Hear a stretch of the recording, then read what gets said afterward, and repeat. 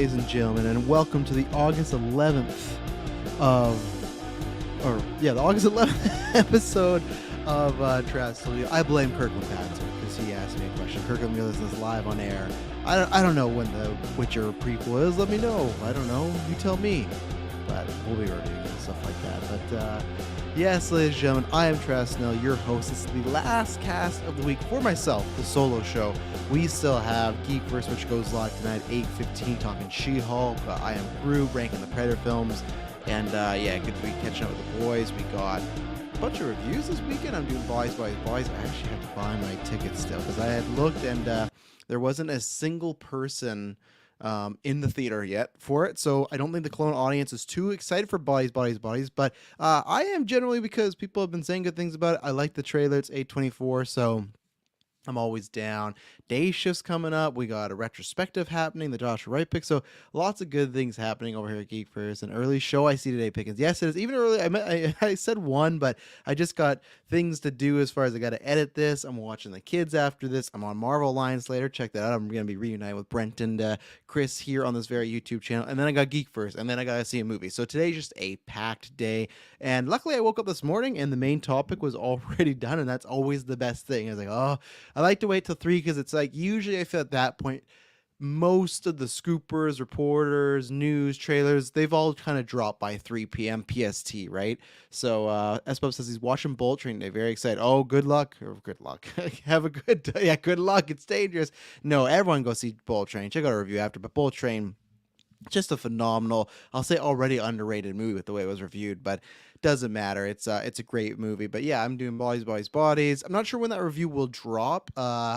I was up at 5 a.m. this morning, so I'm going to see it. If I'm too tired, I'll review it tomorrow because luckily I'm here. So maybe you'll be hearing from me again. But yeah, I will be seeing that at some point, or reviewing that at some point. And we got the newscast, Patreon, we got lots of stuff. And then next week, I'll be back. Like I said, this is the last Travis Told You So for the week. But I will be back on Sunday to Wednesday. Sunday, I haven't decided the time and everything like that. It might be like a 8 p.m. PST one. I'm not sure. I have to wait and see because usually don't do them on Sundays, but that's because I'm going to be gone for the Thursday and Friday. So may as well get early. And yeah, lots of good stuff. Head over to Patreon to support us. Got episodes ad-free, early, and exclusive soon because I'm still editing it. You're going to be getting the Lord of the Rings, Fellowship of the Rings.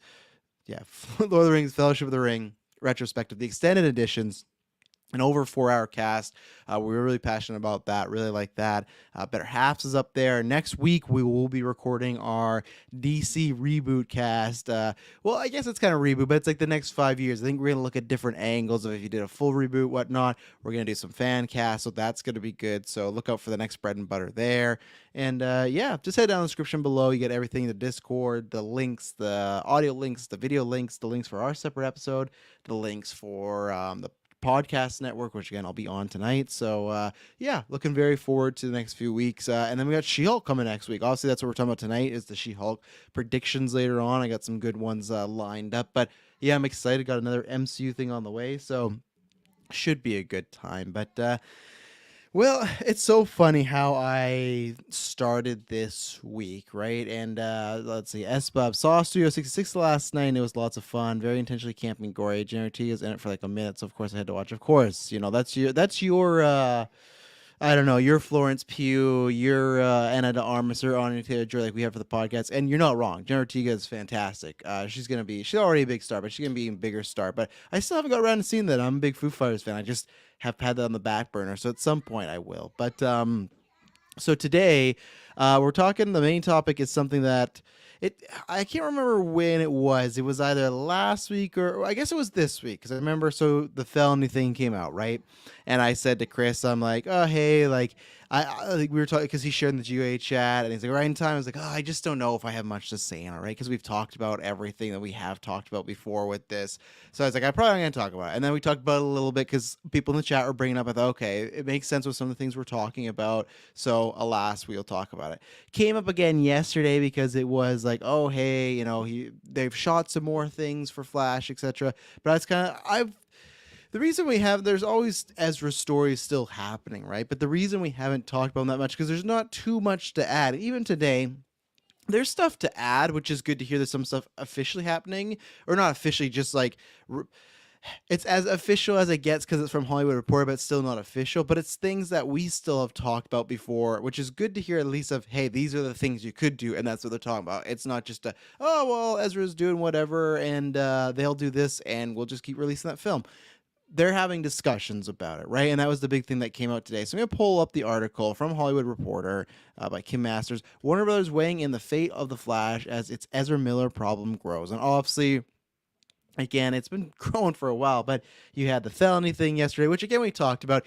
I am not saying it is right. I'm not saying that you can't charge somebody. But at the end of the day, most headlines are talking about a felony crime. It is a crime. It's still in some liquor, which is still not good. It's not because it starts to pile up, right? But it's not some of the other things that have come out before, right? But then there was this thing about, you have to go look into, but he was housing like a mom and her child, and people were saying, oh, this is really bad. But then the mom came out and said, no, Ezra's helping us. But then the police are looking for that mom and child. So many of these things, that's why I guess the booze thing was so kind of easy to deal with, because like, oh, they just stole booze. Okay, not right, but at least we know. The rest of the crimes have been very all over the place. They've been said, oh, I'm looking for NFTs, or they've said, hey, I went into a bar, and it sounds like specifically they're looking to get into fights in a sense of people that don't accept people that are non-binary or gay or whatever it may be, just like any type of difference in life. You're not welcome there. That was some of the stuff in Hawaii. So there's been so much pardon the lack of phrase, but he said, she said, or they said, right? Like, it's just a revolving wheel of stories. And it's like, what do you believe at this point? As I've always said before with Ezra, I still think if I were to, I think I like the individual, not even talking about the crime stuff, just the individual of stuff and things that have been said over the past years. And it sucks because I really liked Ezra. You can go back to the podcast. I love them as an actor. And when they got cast at Flash, I was so excited. I like what he did in that first piece and stuff. So it kind of sucks that way. But here where we get into as far as all these things have come up, right? And now, they're doing all these, not all these, but they had an earnings call. There's lots of movement because they're in full on while we're doing a, 10-year plan at some point, or we're going to get someone to do a 10-year plan. It feels like wheels are moving there as far as what do we do in the future with all this DC stuff, right? So this is what happened. So it just talks about the burglary, everything like that. And then a source with knowledge of the situation says the studio appears to be preparing for 3 possible scenarios. And again, these scenarios are all ones we've talked about. So scenario 1, and Family Clay shared that tweet in the GWA, and I think I might have retweeted it or something like that. It was a really good tweet. It was from the first movie, where they go to the doors, and it's like, scary, very scary, not at all scary, and that was like the 3 options. Great job, whoever did that tweet. I got a good chuckle out of that one. But first, Warner's has received indications that the 29-year-old Miller, whose mother has accompanied the actor in recent days, will seek professional help after returning home to their farm in Vermont after being away. If that happens, Miller, who goes by the they/them pronouns. It's weird. That was a weird place to add it in, not at the beginning of the article, like in the middle of this, but still. Miller, who goes by the they/them pronouns, could give an interview at some point explaining their erratic behavior over the past few years. The actor could do a limited press for The Flash, and the movie would open cinemas as planned. If you're a fan of this, if that sounds familiar, it does, because that's exactly, I think it was that string of when they had been arrested and Ezra threw the chair and all this stuff. There was that string of a bunch of stuff happening a week, and I think it was maybe just me and Taylor, and then like a couple more weeks later, a bunch of stuff happened, and then we talked about it again. And this was one of the options that at the end of the day, and we'll talk about when they get option 3, at the end of the day, everybody loves a comeback story. I don't think there's anything that has happened that is out of the realm of forgiveness. Like, again, to me, now, is a 29-year-old doing this a pass? No. It's like, I'm sure there's some people, I never did because I didn't drink, but I'm sure there's tons of kids out there, teens that stole liquor from their parents or stole from a store or something like that. Am I going to hold something against that person for years and decades? No, it's a small crime. Even them throwing the chair is like, we never got full clarification, and it was a true thing. That's always a problem with these stories, right? Did Ezra throw the chair at somebody, or did Ezra throw a chair and it struck them accidentally? Because they didn't fall, with charges or anything like that. So, and this is me trying to play devil's advocate, but we talked about this example before. Look at Robert Downey Jr. The turning point for him was he woke up in someone else's house. No idea how he got there, who the people were. He just woke up in their house. That's fucked up. And if you look at the stuff Robert Downey did, he went on a tear of like really bad things. And the thing is, now when he was cast as Iron Man, all this stuff happened, we look at it and go, oh, he was really bad, but he's in a good place. This could be the time where Ezra's in a bad place. You know, this is the time where we look and go, hey, what is the deal with all this? Let's see. Starting a cult is someone you could forgive. It's okay. It was just a phase. I don't know if it's actually a cult, Clay. And that's the thing where it's just like, the same way as like I say Jared Leto has a cult.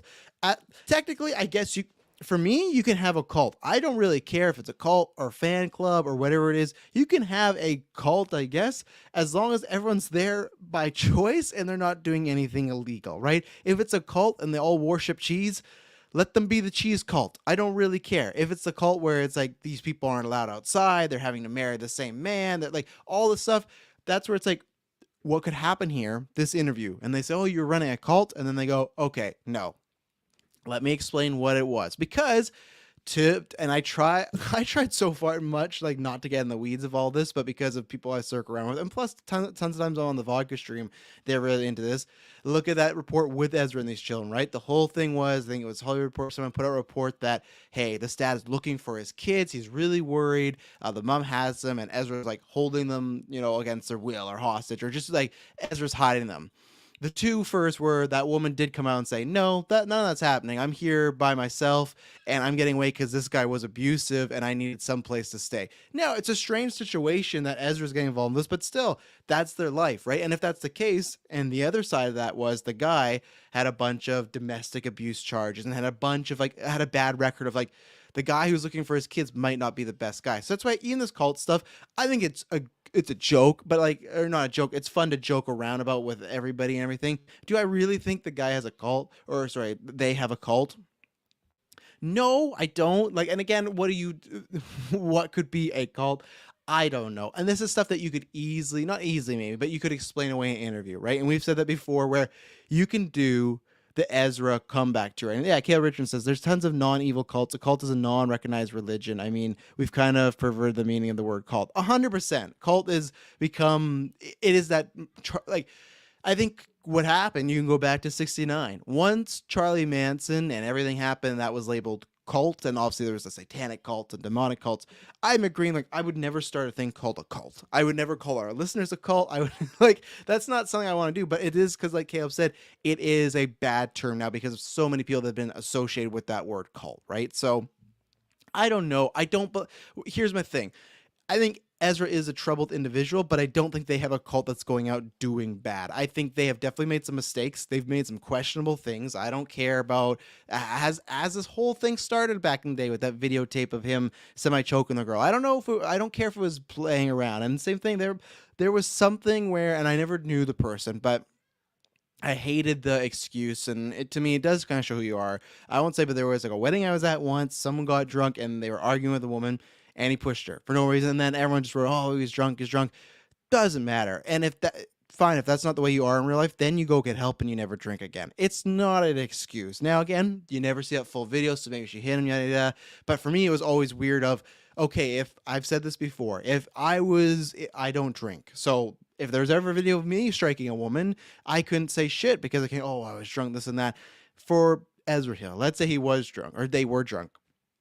If that was me and I did drink and this video came of me striking or choking a woman, if it was playfully or self-defense, like, yeah, let's say that woman was all over Ezra, just beating the shit out of him, pushing him, and they just did something. Now, I don't think that was the case. For me, I would right away say, hey, this was not the situation. This is not, and maybe some people won't believe you, and fair, but if I'm innocent, I'm going to make some sort of statement, say, hey, this is what happened. This woman was doing this. Actually, we're just playing around. We're good friends. Now, that woman did come out later on and say, like, hey, that video, Ezra was aggressive, right? And things like that.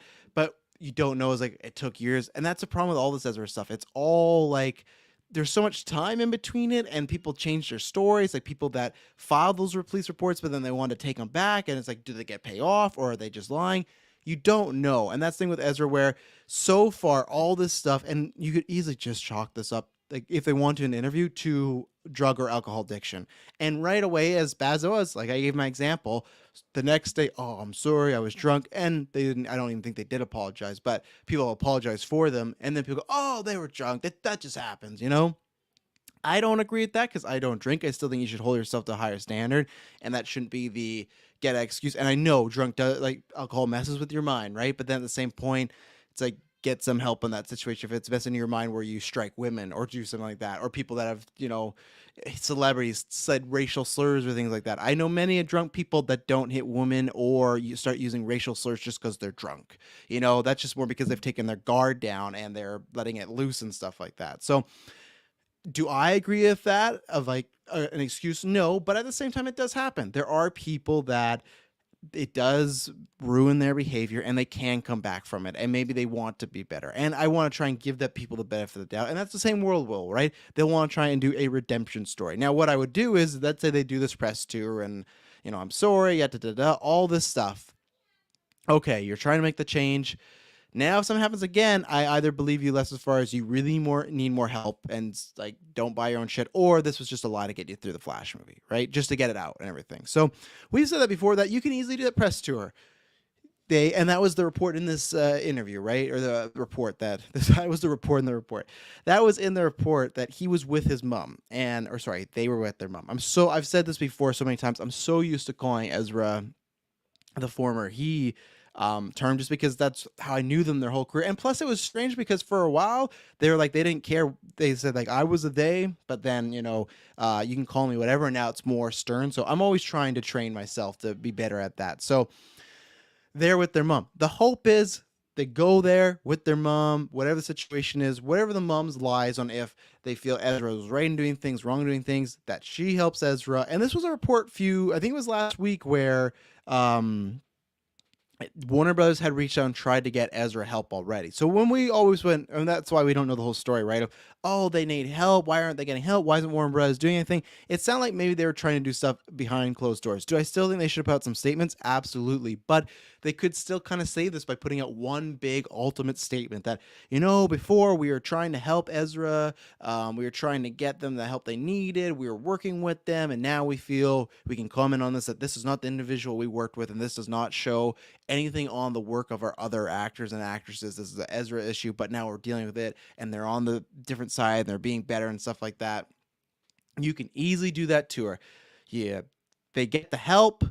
They go on, a nice couple interviews, a podcast, someone serious. I'm not sure who it would be. I don't think Barbara Walters does that anymore, but it was like Barbara Walters or Larry King back in the day, right? So it's like, now who-a-days, I don't know. I really don't know who is the interviewer. Chat, let me know, because I feel like I don't watch those shows anymore. Who would be the interview as far as the recovery? If it's not a statement, like I said, the old school Barbara Walters are, okay, you're going to sit down with Barbara Walters and talk. I don't know if it's Oprah anymore. I think Oprah used to be that as well too, but she's on her own network. But maybe it could be. So let me know. They play, oh fudge, S-Bubs. They play the Ezra apology before the Flash in the years, like the Tom Cruise video Maverick. That would be something where the GA is like, I have no idea what he's talking about. I saw someone say Oprah. Yeah, that's could be the one, but I just feel like, I don't know, but maybe, they owe her a favor or she owes them a favor. Also, the person he supposedly groomed came out with evidence that they hadn't seen Ezra in months and the parents were seeking a payday. And that's what I mean. All story, and that's where you could go either way, right? And that's where nothing has, until the person gets proven guilty, that's where I do think there's enough strange things that I go, okay, something is going on with Ezra, whether it's a substance abuse problem or a mental problem, and I do hope they get the help, and I do hope there's a version where I don't want this movie to get canceled. And let's jump to number 3, because I think 2 is probably the most likeliest, right? So also, I'm taking a drink of water. I have a story about the water. This water bottle, I'm back to using a pink one. I apologized yesterday because I had to edit the cutouts. And there was a moment where I took a drink from the blue one. And because it's a straw, my pink one. I just drink from it, zip, good to go. The blue one, it's a pour, so it's slushed. Man, there's one clip. It sounded gross. It was just water, I swear. But it sounded like I was like just sucking up water. Like, it was literally just the swoosh of the water going up and down. But I was like, man, this does not sound good. So the pink cup is what will be my podcast cup from now on. But so option 3, like I said, we're going to jump a little bit. Option 3, the situation when Miller deteriorates further. This would see Warner's killing the movie outright, as it could not be reshot with a different actor. Miller plays multiple characters and is in every scene. Scrapping a $200 million film is an unprecedented move. Well, no shit, Batgirl was like an unprecedented move, and that happened. And that's where people go, well, you never know. So I don't want this film canceled. And if that is the case, because I thought the worst, like the bottom of the barrel, what do? You reshoot it. And if you can't reshoot it, which I would love to say, and I guess Warner Brothers feels that. Also, I guess they're Warner Brothers Discovery, but I'm not gonna get used to that, or WBD. I'll probably just still call them Warner Brothers. I don't care. I guess they look at, okay, so Ezra's in every scene. We could reshoot this, but that's very expensive, or we could just scrap it. And now I don't know if there would be a tax write-off with this one. And yes, everyone said that this is like a 200 to 300,000 or 300,000, 300 million, 300,000 Flash would not be looking good. It's like Clay's $90 Batgirl movie he was talking about on DC Alliance. 200 to 300 million production. Now, that doesn't also count for scripts that were done in the past, other talent and directors that was hired. So this is probably well ballooned past that, right? And obviously that's debt that they've accumulated or built up probably into that. So I'm guessing by this report, because I had in my mind, I'm like, well, what's the riskier route? Reshooting the whole movie, which could be a pain, but at least it still comes out and gets some money back, or you just scrap it entirely. And I guess they view scrapping it entirely could be a better option, just even like it's a lost cause. Let's not even do it, which on so many angles sucks to me, So for me, I don't want it canceled for a few reasons, because we just saw it happen with Batgirl, and no matter what, it doesn't matter if it was bad, this or that, I still think it should have been released. And to me, it was a shitty move for the cast and crew. We talked all about that last week, right? So I would employ that. I don't want to see Sasha Calle, even if it is 20 minutes, because I was talking about Clay in the Discord and stuff like that. For me, even if it's 20 minutes, stuff like that, you don't get rid of that, because one, that's a piece of the actress's work. So if it comes out 20 minutes, it doesn't matter. Remember, and Evan Peters was in Days of Future Past. He was not in that movie much, but he stole those scenes that everyone fucking loved. It was like, I want to see more of that character.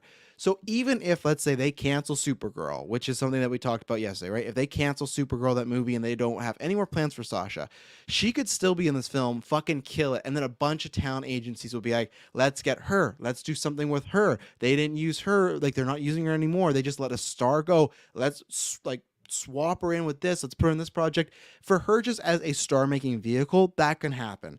20 minutes in a movie, you can win the heart and audiences, or hearts of audiences and fucking talent scouts, right? So on a career level, I want to see that. And also on a personal level too, it's just like, we talked about this yesterday, how so many potential, what were the movies on the line as far as being slowed down? The Black Superman movie, Static Shock, Green Lantern Corps, which had Jon Stewart in there, a black lead male, and what was the other one? It was and Supergirl, right?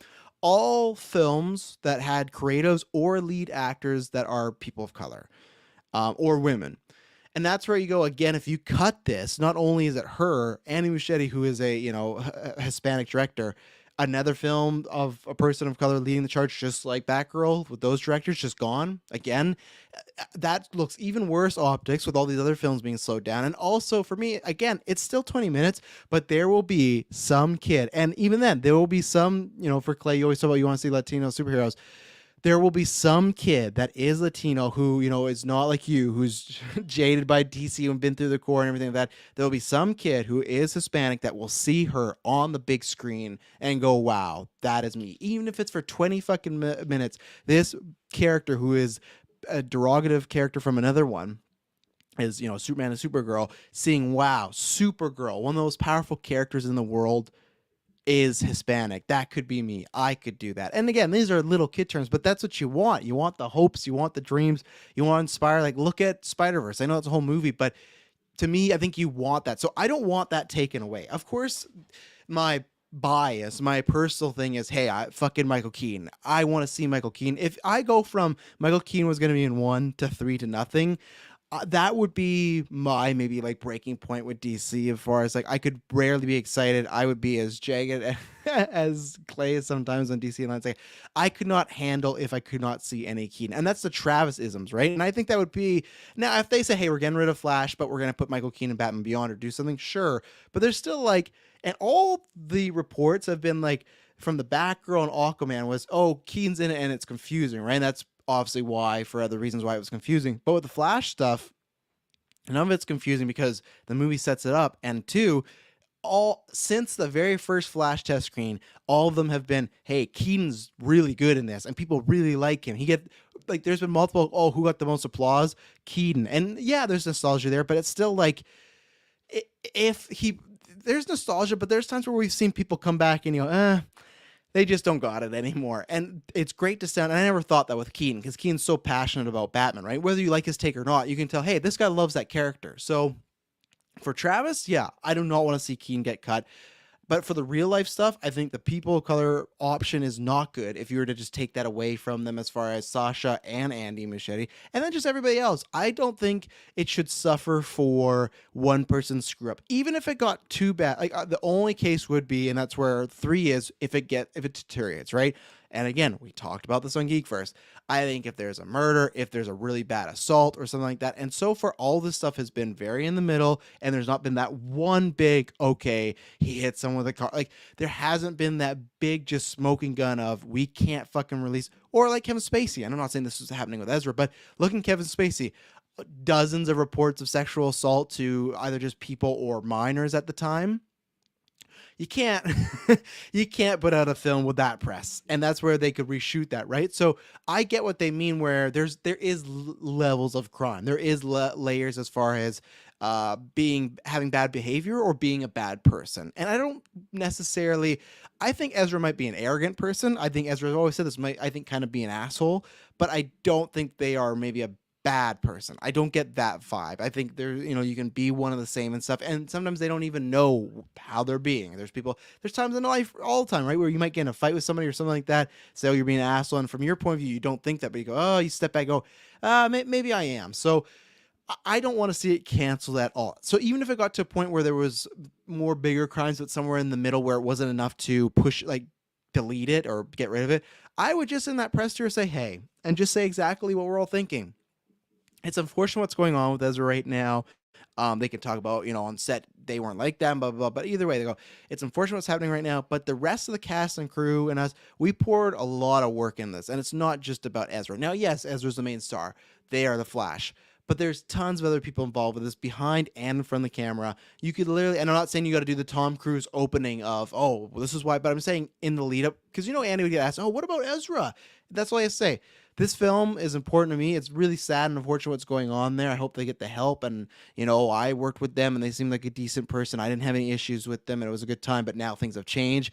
But there are people like Sasha, like Michael Keaton, like Michael Shannon's General Zod, like our cast and crew. And he could start naming specific names of like the fucking gaffer, like these are people that got paid and we poured our heart and soul in this and we want to see it. Same way we talk about Batgirl and Scoob, even if it was free on YouTube, I guarantee you all those people would say, just please release it so it's out there so people can see what we worked on for fucking Scoob. They worked on for 2 years, I think, or no, I think it was, there was some stat like 3 to 4 years for one of the writers. It's like, my God, like that to me is just I don't want to say crime, that's lack of a better phrase, but just, it's a travesty to do that and just like we're throwing your work away, and this is on a smaller scale, right? But just like for us here, anytime, if you've done a podcast, it sucks when you've been recording and you go to listen back and either there's some audio issue where it's completely ruined, or early on days when someone didn't get to do play, and like you still had that moment, you still worked on it, but especially if it's something you're proud on, you go, man, it's just gone. Like it was kind of a waste of time. And yeah, there was aspects of it that wasn't a waste, but the actual product, it's something that's gone. And could you redo it? Sure. But I don't think they would redo it if they canceled it. I think they just move on. And again, how would other people feel? Batgirl, they use the excuse of, well, it was too low budget and we think it was bad and we're protecting the brand. How would you feel if Andy Muschietti, who directed 2 very successful, especially It Chapter 1, very successful films, brought back fucking Michael Keaton to be, and even Ben Affleck, brought back Ben Affleck and Michael Keaton, 2 big A-tier, like legendary actors that people talk about for generations, and they cancel that movie and you're never seeing it because of one person. That would be astronomical. Again, if something happens in the future where it's really bad, okay, then there's a whole slate change. But I don't think really bad has happened yet. It's just unfortunate and bad. There is bad to it, but it's not like I said, there is layers to it. It's not a black and white issue. So I think the most recent issue could be the nail in the coffin. The woman and her kids go missing while staying at Ezra's from house. But at the same time, to play, and I can't believe I'm playing devil advocate for Ezra, is if they're trying to avoid this person that could be abusive father, husband, why the fuck is Ezra going to say where they went? Now they could tell the police and that would be like, yeah, you should tell the police because maybe they could help out. But still, that could just be they left from there. I don't know where they went because they didn't want anyone to know. You could still play, and same thing, that story, right? In an interview, you can switch up that story to this is why right away, this erratic behavior, if that was true, right? And some people, no matter what, this Ezra's interview is going to come out, and I'll say it. Even I will look at it and probably go, I don't know if I believe that. I don't know if I believe this, but it's at least their side of the story. And there's some things that if I do believe and I say, oh, this is plausible, that story put in the media of, Ezra shielding, women and children from abusive father, that is a right there. Makes you look a lot better. You go, oh, that's why this person's doing all this stuff. And that's why they're hiding. That's why they're doing this and stuff like that. Even the bar things, right? So more has to come out. I think it will, because I had heard some people talk to me about that there was some things being worked on as far as a statement or something like that in the future. They're back at home at the farm. They're with their mom. I feel like option 1 is possible. But after this ad break, we're going to talk about option 2. And we're back, and let's see here. Batman Flashpoint releasing 2023. Tim Burton's Batman 3 Flashpoint Paradox. That'd be funny. Like, Tim Burton doesn't even direct it. Just throw his name on and everything. But I think that might be if they get to option 2 here, which we've talked about before, and it's probably, I think it's the most likely one. I want to see option 1, because even then, whether it's bullshit, and I hope it's not bullshit, I hope it's realism that Ezra goes, I do need to change some ways, and they also just clarify some things. I've always wanted that. That was always my thing from that first video with that woman. Just come out and say something. Just say, like, what the fuck this was about. Like, why is there a video of you choking a woman? Even if it looks playful, it doesn't look the hardest, you're choking the woman, she falls. Why is this a thing? Now, I don't need the Will Smith tour where every fucking month we get a new update or a 5-minute video. I don't need that, but just why? And that's what you could do about that, right? And that's the thing, as Bob says, the craziest thing about this, all that, is that Warner hasn't now acknowledged it at all. 100%. Right now, you have the people that are the old regime that go, okay, we didn't want to. And then you think, oh, maybe this new regime will. Now, the hope is with these reports that they will, and they're creating a plan. But still, they still haven't. They're over 100 days into this acquisition and still nothing, right? But option 2 or option 1, I want to see. I hope that happens. But option 2, I think what we all think is the most likely. The second scenario, even if Miller doesn't reach out for help, Warner's could still release the film, but don't expect Ezra to play a prominent role in the terms of marketing and publicity, nor Ezra would be the Flash going forward, as the role would be recast in future projects, which that I think is going to happen no matter what, unless it's just like a really, really babyface turn, and that press tour goes over really well. But for me, this is the most likely one of, if it doesn't go well, you just start promoting it without him. And the good thing is you got Sasha, you got Keaton, you got the director, you got people that can go out there and say some things. And with the name change, I saw someone in the comments, I don't think it's out of the realm possibility if, let's say, they don't get help, they don't play ball with Warner Brothers, and they get even worse as far as, and again, not like the tippy top, like really bad stuff, just more crimes, more weird situations, more bad reports. A name change, I think, is valid. Even if it's Batman and Flash, I do still think Batman and Flashpoint is like the best one, because I know people don't want, oh, you're changing a Flash movie to the Batman, but it's like, yeah, but this is a whole different situation. This isn't just like, oh, Ezra's been completely fine and we're going to rename Flash Batman Flashpoint. That's not it. You're being naive if you think, oh, yeah, there would be no reason for them to change the name. So I don't know. It's something that I do think is likely, something that, because if I think it's likely, I'm saying, oh, they won't get the help, but that's the way you do it, right? Is it weird? I can't, like, I suppose is bringing up here, like Armie Hammer, as far as, what is it?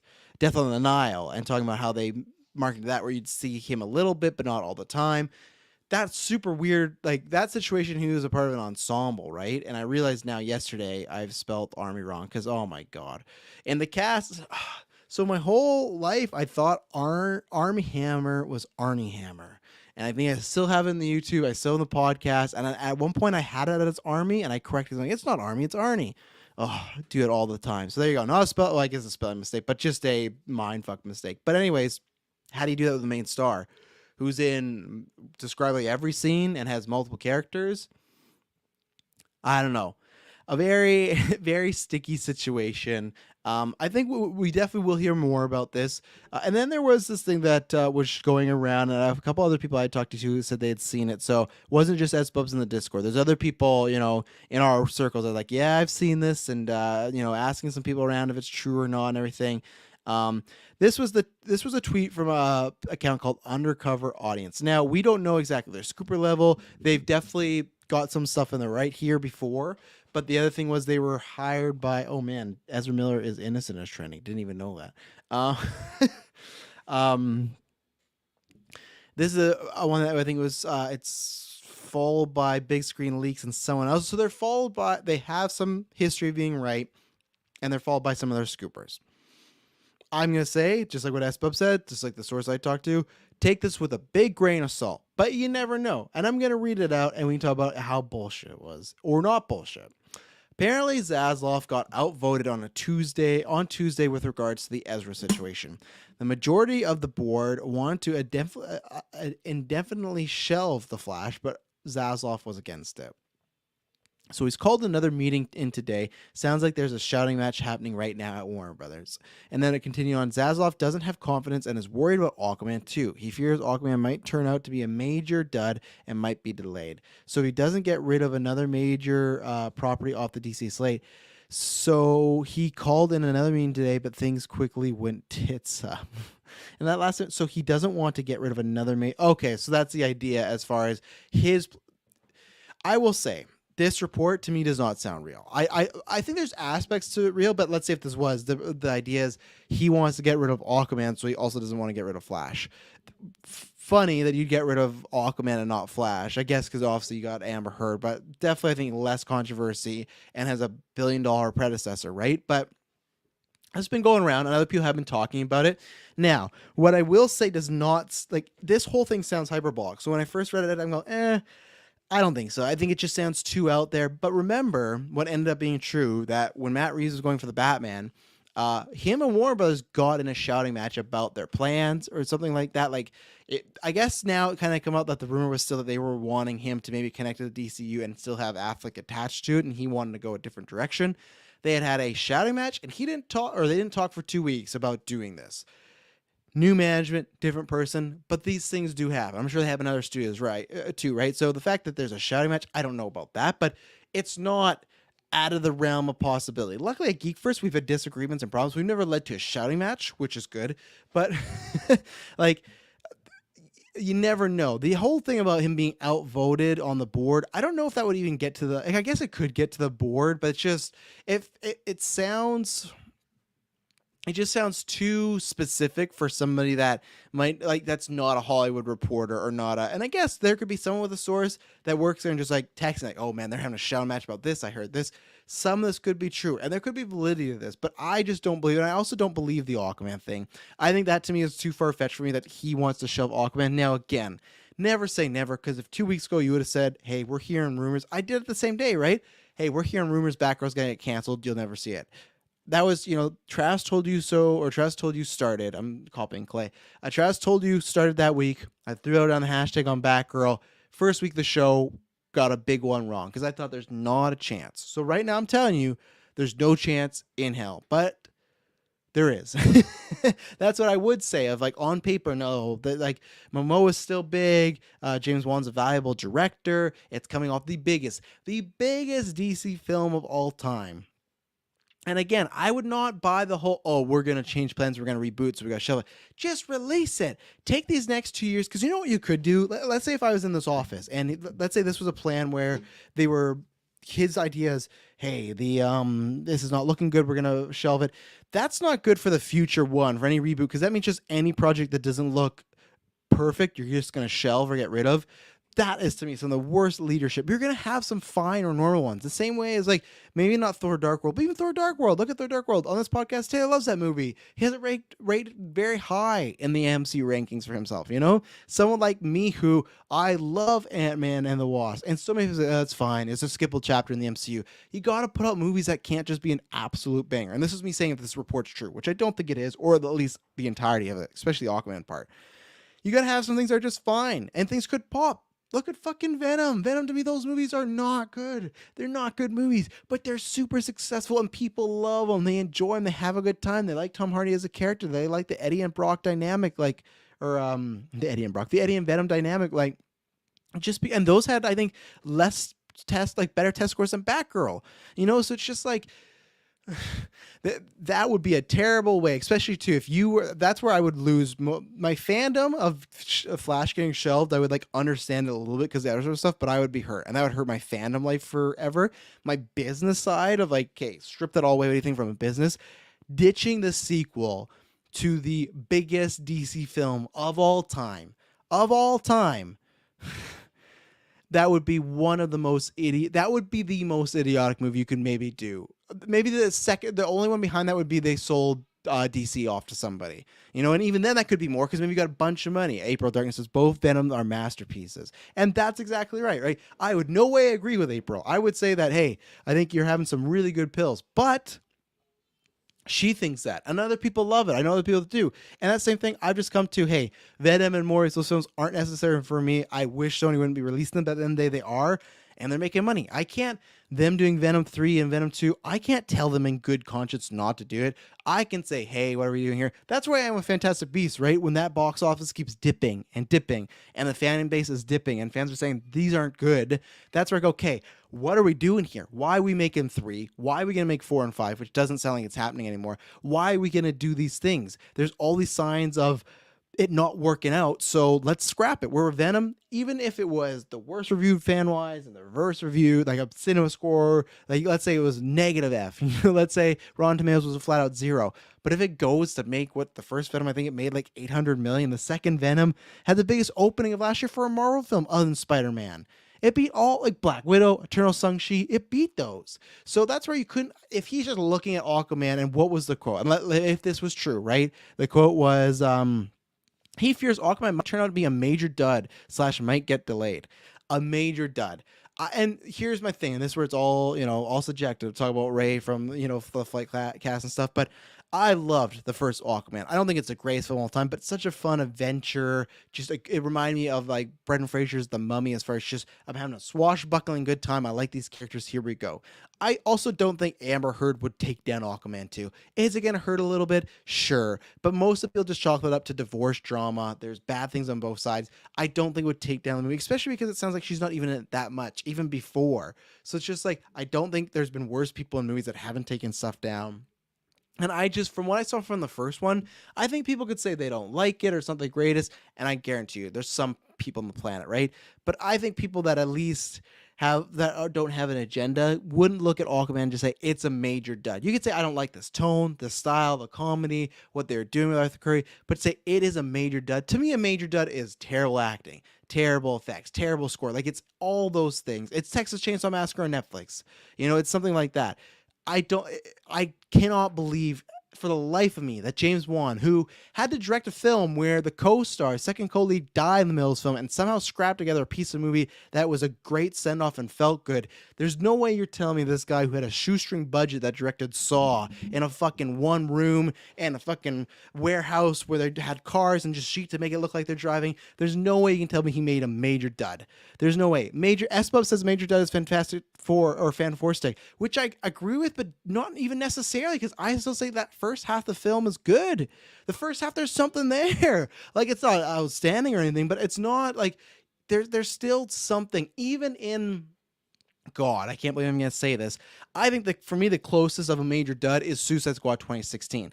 But even in that, you go, well, you got Margot Robbie's Harley Quinn. That's a great performance. That alone is enough to release it. Now, I thought her reprising Harley Quinn would be more successful down the line, but still, I'm sure they sold a bunch of merchandise. So I don't believe it for that fact of that it's an actual dud, and I don't believe they think that. I don't believe that's going to happen, but you never know. I would have never thought all this bad stuff would happen with Batgirl and other things and things like that. So then a major dud is Tooth Fairy Stir in the Rock. There you go. But I guarantee you, kids and families like that. Let's take a look here. The Tooth Fairy, right? Let's see what it made money wise. Because even then, this is the proof that okay, of course it's a scary movie that comes up first. Tooth Fairy box office is not looking good. Let's see. Tooth Fairy came out in 2010. Man, it's been 12 years. So a budget of $48 million, a box office of $112. So even if you double that budget, it still made a profit. So even then, if you same way that I feel as Batgirl's, like it could have been really bad, hurt the brand. I still feel like Batgirl would have made a profit. Now, I feel if it's a little profit, then you go, okay, we're not doing a sequel, we're not doing more, but at least get that money and move on. To me, the if it keeps going, makes a bunch of money and well above a profit and lots of percentages, that's what's like, let's get a sequel, let's get spin-offs, let's lock this down. If it just makes a budget, you go back, okay, we're lucky, we made some money back. Like that happens same here at GeekVerse. It's less now because of like, the sponsors and everything like that. But that still happens to the point where it goes, okay, earlier months of like when you were in the green, you were just happy. Doesn't matter how many dollars. When we had to pay for, especially in the back in there, when we had to pay our subscription, something like someone like, I'm not trying to throw one on the bus, but like Libsyn, like there's some high priced subscription services out there for podcasts, and it was just like, as long as we're in the green or making something, we're happy. So, and I know this is GeekVerse. We're dealing with thousands of dollars. They're dealing with millions of dollars, right? But still, to me, that Batgirl made a budget, and that's where my last point too about Flash, why it not getting released, is because the narrative will be, that's where you can't go back, because he said with Flash, Aquaman, they're good, we can make them better. Then you'd have to say, oh, I was lying, they weren't good, or we couldn't make them good enough for release. I don't buy that. And also, I don't want Sasha getting the same thing as Leslie Grace, because they say, oh, nothing wrong with Leslie, she's a great, incredible performer, but the film, it would hurt the brand. That to me is an insult. And they would always say that about Sasha Kaye, and they'd say about Michael Keane. And I don't want to, Keane wouldn't give a fuck. He's Michael Keane. He's always said like, I don't watch Marvel and DC stuff. I'm busy. He's more political than he is entertainment based. And to me, I don't want that where it's like, oh yeah, your performance or your film was so bad we just couldn't release it. So this at least gives us proof of, if they don't continue to make more Supergirls. Let's say it comes out, Flash, it hits well, Sasha Kaye is loved, but they say we're not doing any more of this character or this universe. And then we can go, well, we have physical proof that Zaslav could be an idiot because people loved this character and her performance, and they're not continuing, Same way as people might argue with the Snyderverse stuff. So, longer than I thought was going to be on this topic, but we did it, and we'll see what happens. There's always someone with Ezra. There'll probably be another report. Hopefully it's something official, something that interview happens, and we can move on. But alas, who knows? So we're going to take our second ad break, and then we're going to be right back with some Marvel rumors, which are very fun and interesting. So we'll be right back. And we're back. So thank you to Espo. So there's something on the Marvel, the Marvel Studio Spoilers Reddit, but they included some of these where we talked about this with Comic-Con with some rumors going on, and here's the best way to talk about these rumors. Welcome back to another edition, a special edition from Tales in the Mod Queue. The info on this post directly from us came from several unverified sources, some of which are trusted. Some of the information we provided was provided prior to public details that are known now. While we trust the content we post, it is advised that you take it with a grain of salt. Enjoy. As always, I'm not going to give specific plot points as far as I'll tell you who a character is playing this and that, but I'm not going to give you this person dies, everything like that. Espo's found a good example of a major dud, Jonah Hex. Absolutely. There you go. That's a good one. So let's start with Madem Web. Madem Web. So fuck. Yeah. This is in the category of unverified sources, but man, do I believe this stuff. But you never know. Madem Web. The story has been rewritten many different times, particularly due to the failure of Morbius. The writers said, that the writers of said film are working on Madem Web. Oh, really? Let's see. Let me read that again. Particularly due to the failure of Morbius film, and that the writers of said film are working on Madem Web. Oh, I did not know that the Morbius writers, and that's what sucks is like, I'd be fine too if Sony's like, we're going to keep doing these Sonyverse things. We don't care. We're going to do Speedball, we're going to do Venom, all this stuff. Go get some better talent then. Go get some people that like, you could find someone to like at least even write a better script, not the 50 Shades of Grey people. Like, just fork out the money, please. But they're not doing that. This, I think, is very convenient. And another thing where it's just like, I just believe this. And maybe it's because I have a negative slant on the Sony stuff. But still, the movie is supposedly set prior to Spider-Man being a thing in this specific universe, possibly set in the past. But yet at the exact same time, Eddie Brock cameo is still being considered. Why do I believe that? Because we got trailers before that showed 3 different universes. And it was also just to prop up the trailers and they weren't in the movies. But then still, we get a post-credit scene that's very confused between Morbius and Vulture, where he gets in his universe and da-da-da-da. Sonyverse is super confusing. I would believe this 100% that this is all true, that they have no idea what they're talking. They have no idea what they're doing here. They're changing scripts. And it being set before Spider-Man, it's funny because what the Morbius director is like, oh, I think we're hearing details real soon about the Spider-Man in this universe. That was in what? February or something when that was being said. I don't see no soon details. I've not heard any updates on Toby, Andrew, or Tom, so that's I call a bunch of BS, and he just wants some good press and everything like that. And them setting it before is very smart because each film, they think, when Spider-Man, when they tie it, what's going to be their Spider-Man? And then out in the past, like, well, we're not revealing a Spider-Man because this is in the past, you see. So there's no Spider-Man yet, but we will get there. But there is Eddie Brock. Why is there Eddie Brock? Well, because we can do whatever we want with this character. They can do whatever they want with Spider-Man, I think. It just depends on what their contract is with MCU right now. We've heard this before too. Dakota Johnson and Cassandra Webb. The first Madam Webb, she is clairvoyant and has 3 spider totems who work alongside and under her.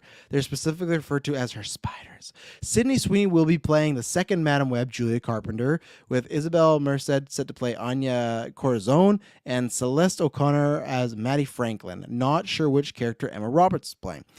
This tracks, we've heard the Sydney, which I'm sure Kirkland's going to love. Sydney Sweeney as Julia Carpenter. That's one of his, I think it might be his favorite Spider-Woman. But that's good because, as I said before, even though I still hope that she knows she's not in the MCU, my worry was she didn't, and she's been tricked in this by her agent. There was a rumor that she was either playing a villain or Silver Sable. I didn't really love those rumors. Now, I still think Black Cat was the call, but I think a Spider-Woman, that's a good idea. So I'm happy that she's not the villain because I also, if it does end up being good, I'd like to see her in other things down the line. Let's see. The Madam Web's writers didn't do 50 Shades. They did Dracula Untold, Last Witch Hunter, and Gods of Egypt. That's worse. That's worse, Espos, because I feel I feel 50 Shades is the best movie out of those 4. Because oh my God. Now, I've never fully seen Dracula. Okay, and maybe I'm doing the bad thing, right? Never fully seen Dracula Untold. Or sorry, I've seen enough of Dracula Untold. Never fully seen Gods of Egypt and Last Witch Hunter. I saw enough from Gods of Egypt, and other people tell me that's probably not great. I can't personally say it's bad, but here's my whole thing of just like the track record of the movie not doing well, not reviewing well from people and critics. Why are you getting these people? And that's why I just feel like they're just trying to cash in. Sony, I've realized a long time ago, they got an IP, they're just trying to cash in, which technically all of them are doing because it is a product. Every studio that has IP, they're trying to cash in and make money. But still, this is like a different level of cashing into me where it's just lazy. It's lazy. And I think it's just because they can save money on the writers and get them to push it out. So that that makes it worse. That makes it worse. Morbius might be the best of the 4 of them. Yeah, you might not be wrong. Yeah, like Last Witch Hunter was so dreadfully boring with Vin Diesel. Oh my God. And Dracula Untold is not good. It's really dated, much like Morbius. But yeah, Morbius might be the best. So I guess they're getting better? Question mark. So yeah, Sony's just fucking around as always. And then people say there's rumor going around Adam Scott was not playing Larry Carpenter, or is he playing Spider-Man either? Because people were running around saying it was Peter B. Parker. That was not going to happen. Not happening. She-Hulk stuff, not gonna get any of that because some of that feels a little bit more on the spoiler side that I don't want to, and plus there's some stuff that we'll talk about in predictions wise, so I might bring that up tonight. So Armour Wars, which this one's a very funny rumor going around because Armour Wars was announced, they didn't show anything at Comic-Con, everyone's like, oh, it's over, it's not happening, and the person, like the showrunner's like, don't worry, we're working on it. Like, other than Inhumans, which got still made, technically, Marvel MCU is not known for announcing projects and not doing them. If this was Star Wars, I'd say, yeah, you could worry. People were worrying to Armour Wars like with Star Wars. And that's the first thing. Armour Wars has not merged with Ironheart like many predicted, and Armour Wars is far into the production to scrap it, especially for Marvel. If you're worried because Marvel hasn't said anything on the panel about Armour Wars, we want to make note that they didn't say anything about 2 specials coming out later this year. I never got that. I just thought, okay, it's either slower production time, they're finding the right talent, or they're going to, it has to wait in the phase for something, right? So I never got this worry. I didn't know there was this, and then I kind of think about it, and I was like, okay, I've seen some of it, but the fact that people are kind of saying this worry, like it might get canceled, it's like, or not happen. I never had that, not a second, and I still don't, but, yes, Fan Clay, 100%. Cashing in like Origins of Batman's Butler. Awful awful title. I can't remember who tweeted out. Someone tweeted like Pennyworth, like Batman Origins Pennyworth or something. It's like pretty much like X-Men Origins Wolverine, but that's even better. If people don't know there's a show, which maybe it's good. It's going on its 3rd season and people are watching, right? So clearly people are. I just had no, I like Alfred as a CIA, you know, his time in the circus and everything like that. But in the Batman story, I never want to watch Alfred prequel spinoff, but they made it, right? Good for them. Good for the actor. Because people are getting work and people are enjoying it. But they changed it to, it just used to be called Pennyworth for 1 and 2. And then for SEO purposes, they changed, which I imagine that's why it is. Everyone thinks that's why it is. They changed it to Pennyworth, The Origins of Batman's Butler. Awful. Just awful. But yes, that is cashing in. That is, hey, we need to let people know it's associated with that. And I don't think that title makes anybody, I'm saying that even that show is great. I'd have to like hear it's like Breaking Bad level to get into it because there's so much content, right? That's where I said technically, like, this is why you can't be mad because there's so much content from Marvel and DC. They're making a show right now about Alfred as like a CIA spy as a prequel, and it's on its 3rd season. Back in the day, if that was like, you know, 15 years ago, like, oh my God, I got some content. I'll watch the fuck out of the show. No, now it's like a comic book. I don't got to read that one. Go do your thing. But I just don't think myself or any people are going to jump on because they've changed it to that. We all know, like, you know what the pitch is and everything like that. They also did Power Rangers 2017, but only the story, not the writing. Okay, so they didn't do the screenplay. But if they had done the screenplay, 17 would be their best because I really enjoyed that one. So, back to Armour Wars. As of last month, they were supposed to film in late fall. No major delays have occurred, but they're in production hell for a while. And who knows, the good thing is with MCU that could just be things weren't working. They got new writers, new creators, wasn't fitting the timeline. I trust MCU to get out of a production hell. Now, we had heard things about like Thor Dark World kind of having a production hell element. Did that turn out to be one of their lesser products? Yes. I still pass, but yes, it did. So that's a potential where, hey, maybe Armour Wars is not as strong, or maybe they realize, hey, it's not going to be as strong. Let's take a moment. So I do think it will happen. It's very rare Disney or MCU just drop something completely off their slate and not do it. So we'll see. And then just some other news. These are things we kind of know are happening. Scarlet Witch centered show and Nova Project are happening. Nova Project, that's been rumored for a while. I think even Deadline reported that in Fight that's happening. We know that. Scarlet Witch centered show, that's where it just goes back and forth. I've seen people post movie, I've seen people post show. I still think the best case is do it movie and do something like Thor Ragnarok, or not the style, but have other MCU characters in it, like how that had Doctor Strange and Hulk, if you want to spruce it up a little bit, if you're worried about box office. But I feel between, you know, it's the Sable quote. I'm just saying this because obviously depends on your sexual orientation, but Sale used to say, you know, the men come to see me and the women want to be me. And that's what I feel about Scarlet Witch, that if you're into women, you want to be with Scarlet Witch. And if you're not, if you're into men, you still come to see her. And I feel like Doctor Strange boosted up even more. I think there's a story there. So I still think a movie is what I want and personally the best route. If they do a show, that makes sense too, because WandaVision was so big, associated with Disney Plus. It's a big heavy hitter. So that's fine. But I to me think that I think the movie's the best route. But I'm like a 65-35, that's going to be a movie, but a show wouldn't surprise me. Original plan was for Cat 4 to film in June 2022. Obviously, that's not happening anymore. One source really, really in capitals doesn't think Zhao is back for Eternals. I don't, but Patton Oswalt said that quote a couple weeks ago, right? Or I guess it was last week, as far as, hey, it's happening, and she's directing and all this stuff. I still thought it was not going to happen, not even because the reception of Eternals. I just thought Zhao was someone that wanted to make, or Chloe Zhao, wanted to make something in this realm, but go on to do other things. But I don't think, let me take a look. I don't think she has been announced for anything. And I still think, even though the first one was, I'd say, mixed to lower, I still think they would want her to be on the project. Academy Award winner. There's lots of people that like that movie and feel it's something special in the MCU. But as of right now, Eternals, there's nothing now. She did No Man Land and Eternals, like Oscar winning film in this. She could just want to fucking break. You know, like that could be 100% it, where it's just, I don't want, I'm going to take some time. I want Academy Award, put out a Marvel film. I'm good for a bit. Or it could be it's not announced because she is working on that. So that's the one where I'm 50-50 on, because I feel like there's enough fire on both sides. Originally, 6 months ago, I don't think she's going to be in it or directing it. But now I've kind of changed my tune. And then Destin is said to be working on Shang-Chi sequel before Kang Dynasty. That to me makes sense because let's see. So apparently in phase 5 there's a movie dated for February 16th 2024, and it's just untitled because it goes that Captain America New World Order and Thunderbolts. That could be the date, and that to me makes sense as far as, and I guess even there's an untitled date for 2025 as well. That could be Shang-Chi 2.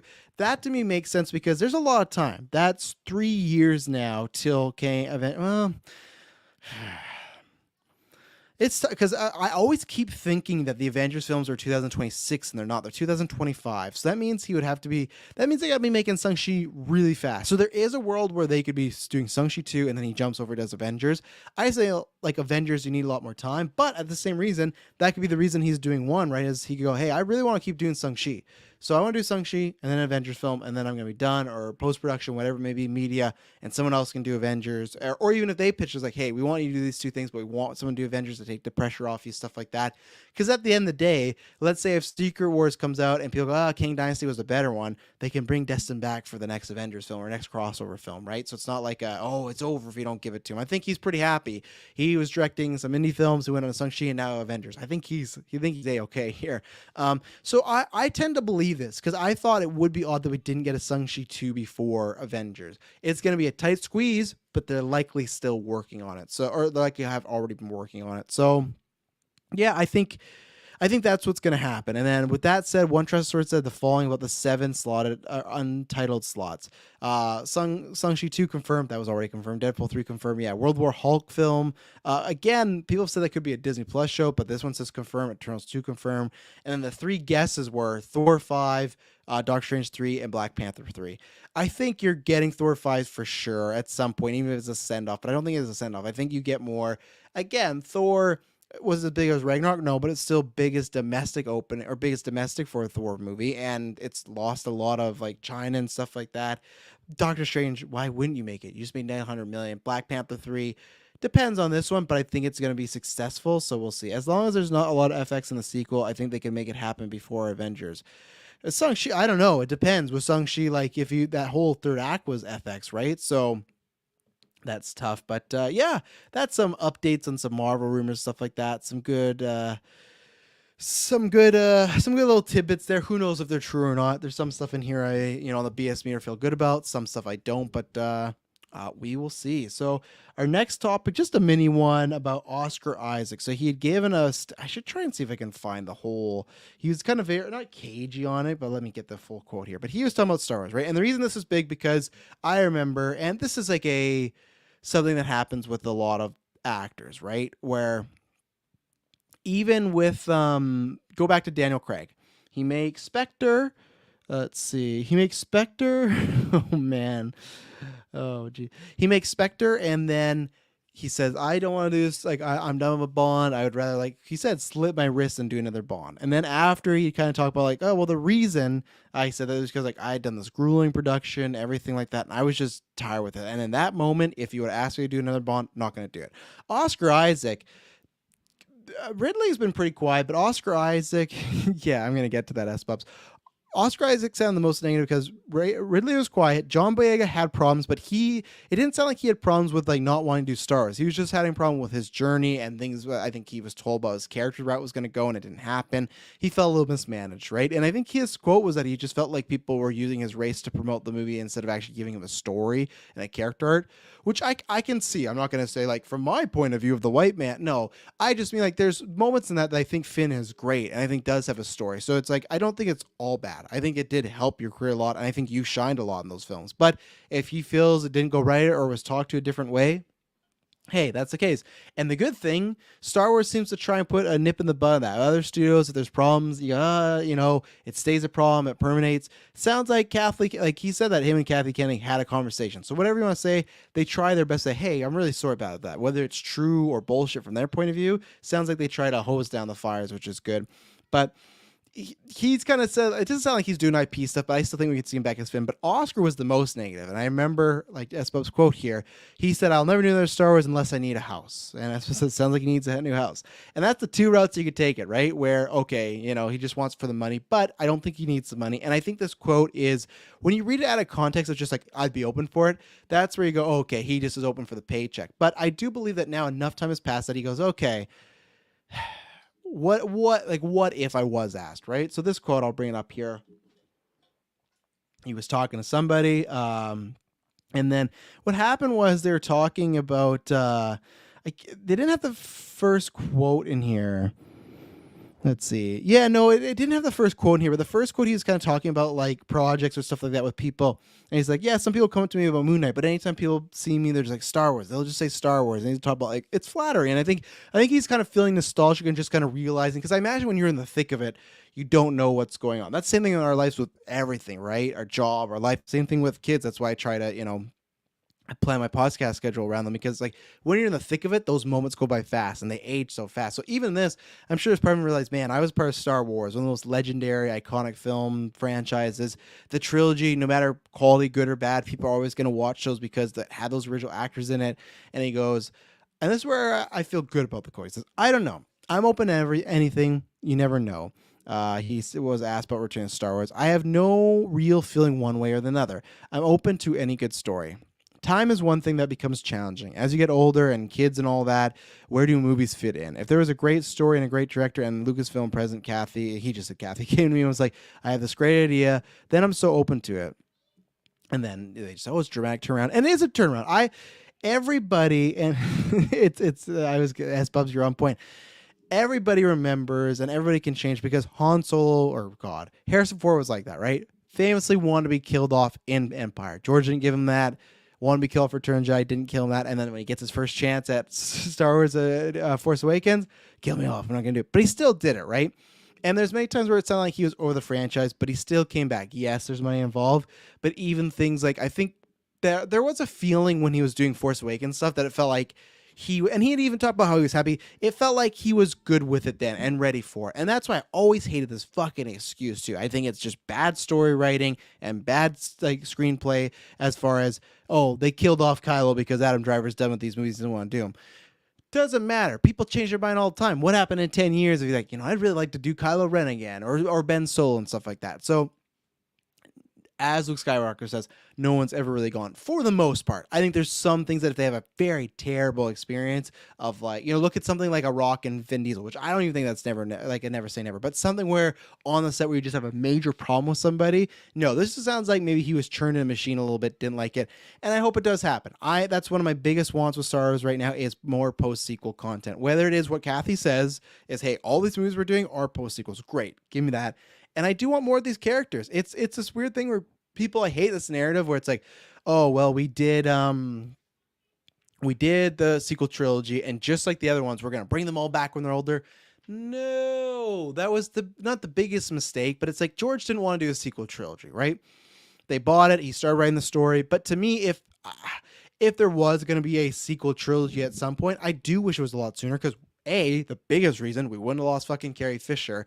Like, I imagine, obviously there's the what if and multiverse scenario, but like in the, stepping on a butterfly scenario, all those cliches, right? But still, if we were living in this world, we could have got her sooner. We could have told stories where now it's like, oh, we can only tell stories where they are older folk. I don't want to do that. I don't want to wait till Daisy and John and Poe are in their 50s, 60s. We're like, we can just tell about handing on the new generation. No, there's good stories here. Don't make an episode 10 then. Make it just Rey Star Wars. Make it a Disney Plus series. I want more, and I watched the Lego Summer Vacation with the kids, and it's funny on some of this Clay Day where they set up like some canon. It's not canon really because it's Lego, but they're just like, they're saying goodbye to one another, because Poe's going to go off train pilots. Rey's going to the unknown regions, look for Jedi temples, and Finn says he's going to try find more Force sensitive people. Holy fuck! I know it's Lego, it's not happening.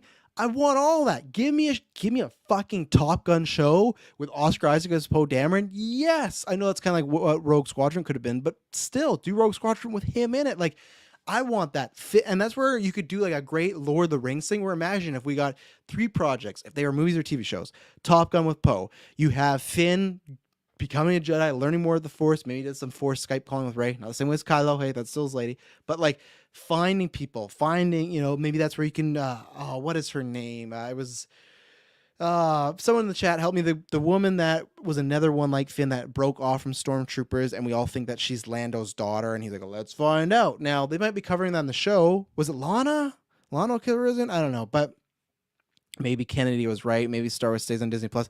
I hope not. I really don't. When we've seen the budgets and whatnot, and I still like. I love the Disney Plus stuff. We've had some great moments. In those Boba Fett episodes, some Mando stuff, definitely some stuff in Kenobi, but I still want my fucking Star Wars film. I still want that big production feeling like a movie. Same thing, everything was pitched about, oh, this is the version of Kenobi when it was a movie. It's like, this all sounds a lot better. This sounds like a lot less problematic as far as the story. So I still want movies. And the thing is, let's say I don't even know that one. Yeah, she had the longer hair. She helped at the end of Rise of Skywalker. Jana, thank you very much, April Darkness. 10 points to Gryffindor, if that's your party. I'm not sure what your house is. I think I got Gryffindor when I'm Pottermore. I was like, oh, I didn't think that. But when I went on, Pottermore. But yes, Jana, you could even incorporate that. And let's say, hey, we're not going to do Lando, Billy D, he's a bit older. Incorporate that storyline. Like, give us characters we already know. That movie ended in a way where it felt like it was setting up more. And this is where I think it's just complete bullshit. Where, like, and I know that Clay is just quoting Kathleen Kennedy, but this whole idea of, the sequel trilogy was mixed and they're scared. They don't know what to release anymore. That, they only did that because part of the trilogy. I'm not saying the next film would do this, but those films all made $1 billion. The first made $2 billion. That's still successful. We've talked about this a few other casts ago. People that look at the Rise of Skywalker as like a disappointment. Okay, yes. Was it the lowest grossing of the other ones? Sure. Was it still $1 billion movie? Which that's still a achievable, like a great achievement. Yeah. There's people that love these characters, and there's people that are going to grow up with these movies, like my kids, which I don't know, because Gwen changed his mind all the time. But at one point, Gwen wanted to be Rey for Halloween, and then Logan's like, I want to be Rey too.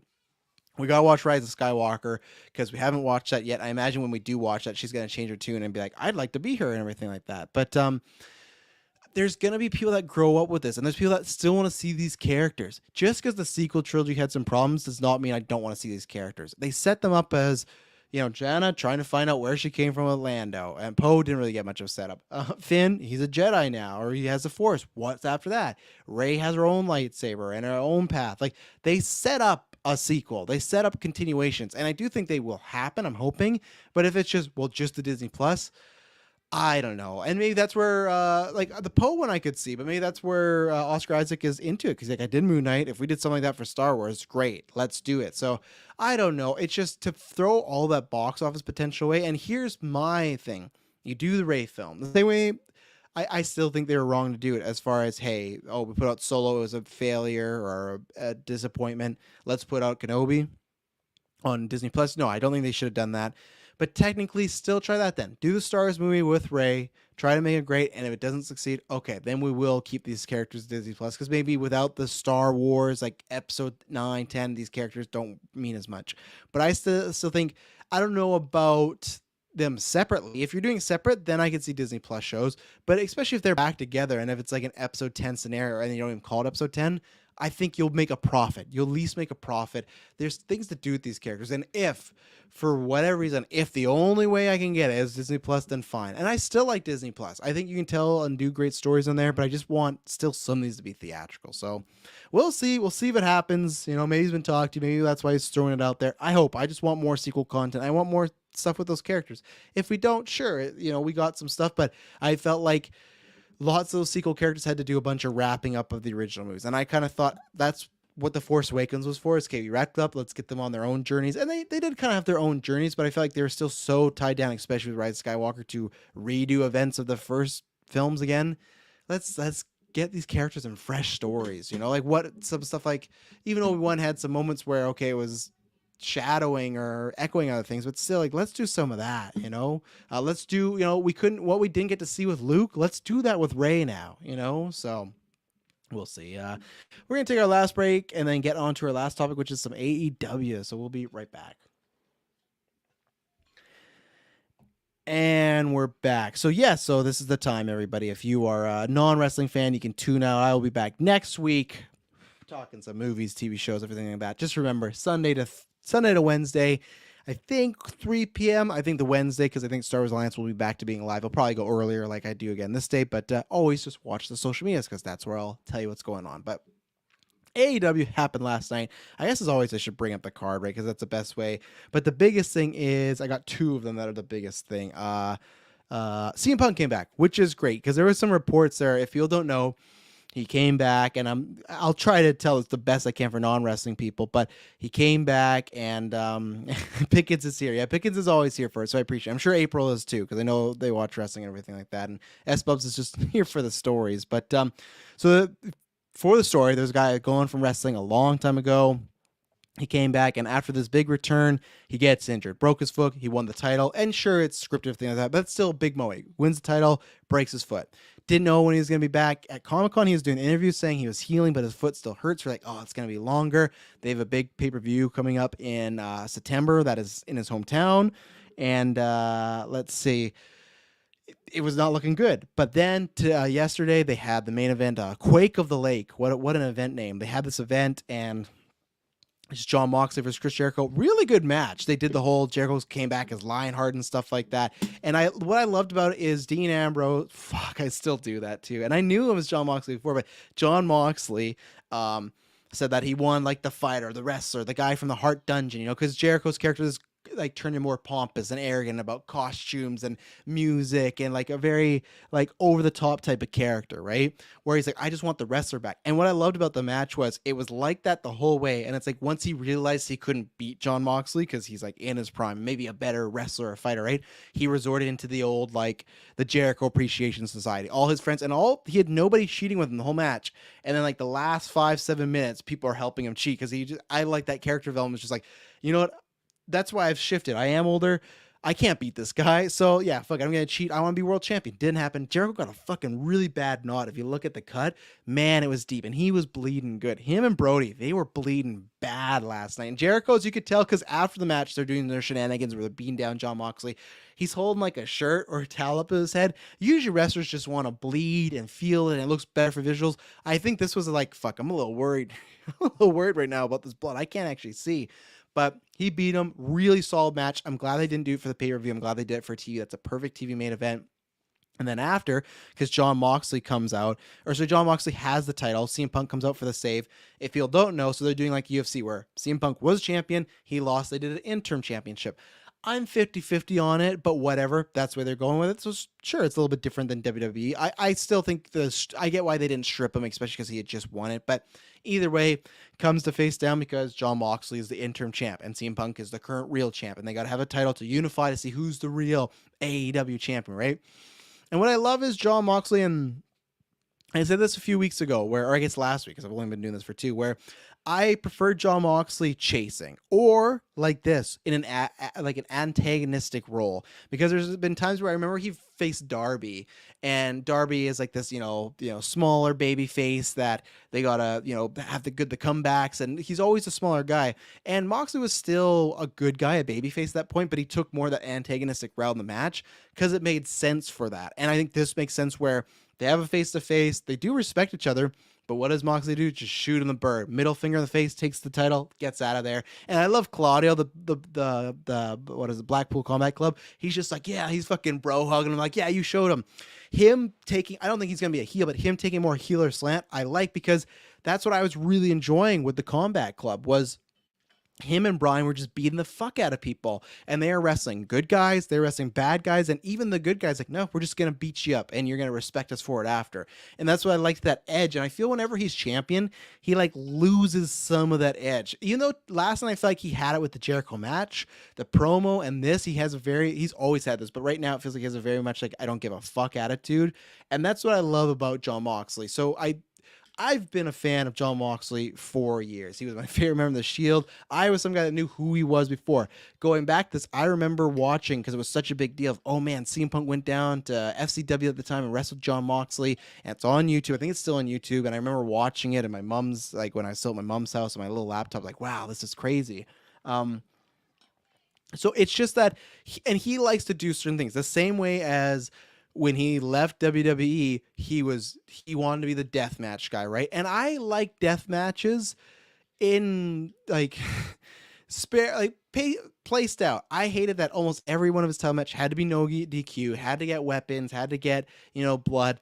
I like that, but I want them in doses, not all the time. I don't want to OD on them. So uh, there's aspects of Moxley that I love, and there's aspects I don't like. But overall, love the guy. I don't know if he's in the top 10 currently, but he's great, and I get why they put the title on him, especially for a short run, because he's gonna beat him. And I really think that Punk and Moxley is probably going to be the match at All Out before uh, Punk got hurt. So they're kind of doing what they had anyways. It's just like a unification. So that's fine. It's going to be a banger match. But to me, that moment when he gave him the middle finger and he started acting a little shitheel, I'm like, okay, they're going to do this. They're probably going to shake hands at the end of the match, but this is the route to go. Make him be a bit more than bully, be a bit more of the guy that has to take him out. That works. And I'm glad he's back, because there's reports that he was walking around, but I didn't want to believe it until it actually happened. So happy he's there. Sucks because I think I'm camping.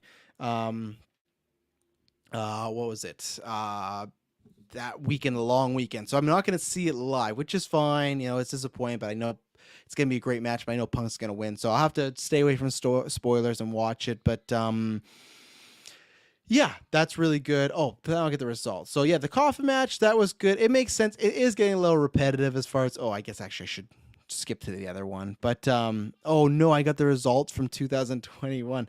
Let me go back. So the other story was, this is fantastic stuff. I've said this before. I love elite drama. That's what got me into New Japan. That's what got me staying. The Bucks and Kenny. Those are my prime guys, right? Along with Cody and everything. Punk is a prime guy.